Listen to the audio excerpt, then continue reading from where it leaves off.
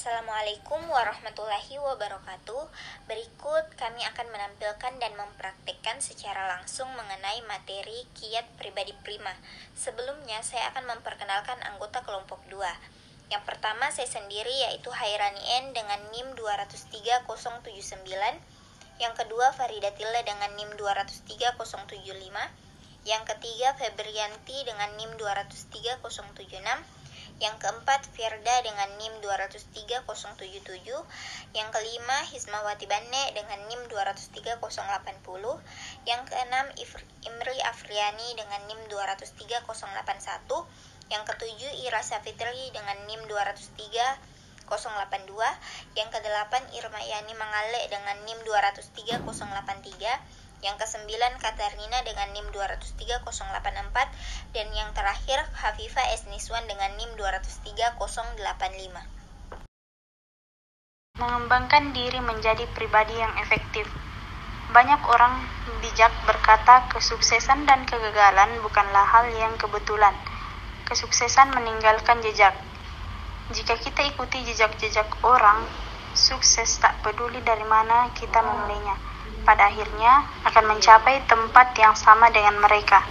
Menjadi pribadi yang efektif adalah bagaimana kita mengembangkan sifat-sifat, menerima dan menghargai diri secara positif, dan dapat memutuskan tindakan yang dianggap benar.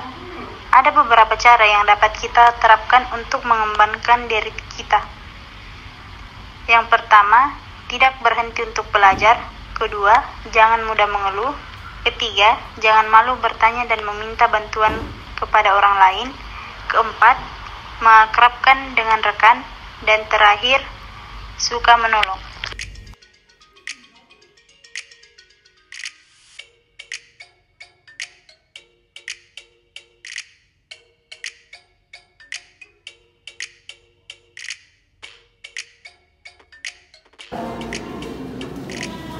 Misi Kak, bisa saya bertanya sebentar Kak? Boleh? Kak, bagaimana itu ya?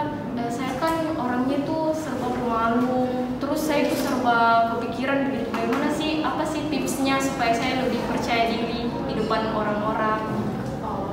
Mungkin kamu bisa lebih banyak lagi tampil di depan orang, dan juga harus terbiasa dengan orang-orang yang ada di sekitar. Jadi dengan mulai dari itu kamu bisa lebih percaya diri dengan diri kamu sendiri. Yuk Kak, makasih Kak. Kak, bisa pinjam pulpennya? Oh iya boleh. Terima kasih Kak. Iya sama-sama. Yang kedua, yaitu mengenal diri sendiri. Jadi, mengenal diri sendiri merupakan usaha kita untuk melihat dan memahami kelebihan serta kekurangan yang ada dalam diri kita, sehingga kita mampu untuk mengendalikan segala tindakan saat berhadapan dengan orang lain ataupun dengan diri kita sendiri.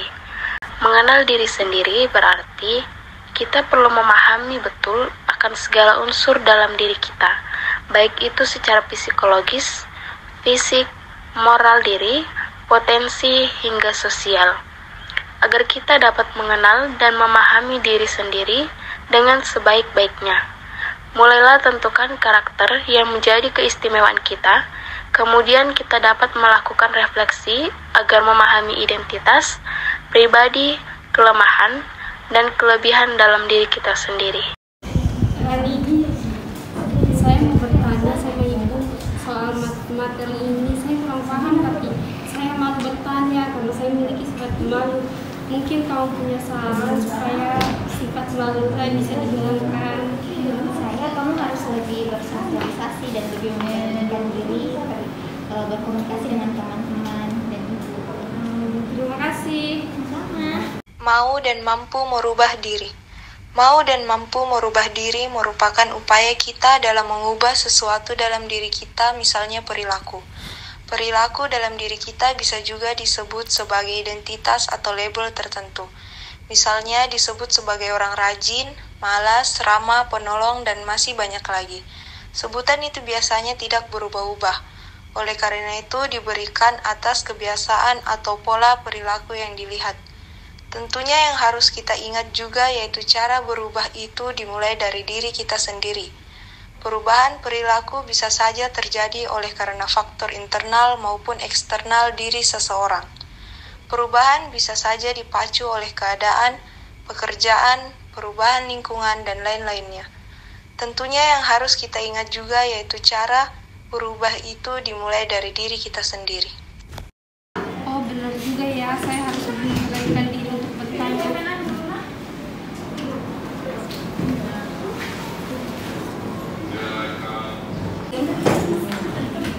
Maaf Bu, saya mau bertanya soal materi pribadi prima. Saya kurang mengerti pengertian pribadi prima. Jadi materi pribadi prima itu adalah materi yang perlu kalian pahami karena materi ini bisa membantu kepribadian kalian untuk lebih mumpuni dalam kerja di rumah sakit dan bidang. Terima kasih Bu. Iya, sama-sama. Yang keempat yaitu sikap esensial. Sikap esensial sendiri adalah memiliki sifat atau perilaku yang sesuai dengan adat, tradisi, agama, dan lain sebagainya. Kesesuaian sifat esensial pasti memiliki sifat ramah dan hangat. Tidak menonjolkan perbedaan, tapi menjunjung tinggi penghargaan dari setiap perbedaan.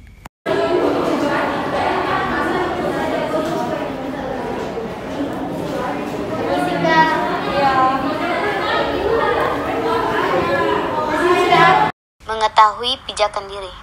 Belajar mencintai diri sendiri dapat dimulai dengan belajar memahami betapa berharganya diri kita sendiri. Ketika seseorang merasa harga dirinya rendah, tentu hal itu akan berpengaruh terhadap emosinya. Seseorang yang rendah diri akan selalu merasa tidak puas terhadap dirinya sendiri, tidak menerima apa yang ada dalam dirinya, tidak merasa nyaman dan bahagia dengan dirinya. Kita harus sadar bahwa setiap orang mempunyai kelemahan masing-masing. Dalam hal ini, dijadikan pijakan dalam diri kita.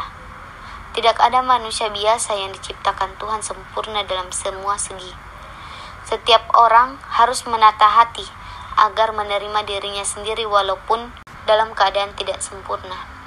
Jika kita sudah mencintai diri sendiri, maka keadaan itu akan mendorong kita untuk mulai lebih percaya diri. Ketika kita percaya diri, maka kita akan lebih tahan terhadap berbagai tekanan. Karena punya tempat berpijak dengan cara berpikir yang kokoh dan kuat. Jangan pedulikan segala ejekan yang kemarin. Sekarang yang mungkin akan datang menghampiri. Jadikan ejekan sebagai batu pijakan agar dapat meningkatkan diri dan mengupgrade potensi diri menjadi lebih baik lagi, karena masa depan ada di tangan kita sendiri, bukan di tangan si pengejek. Besti, kenapa kau? Masa nggak bisa pergi PKL? Kenapa? Mungkin ada nilaimu yang kurang bagus. Aku tahu. Jadi Pasti betul.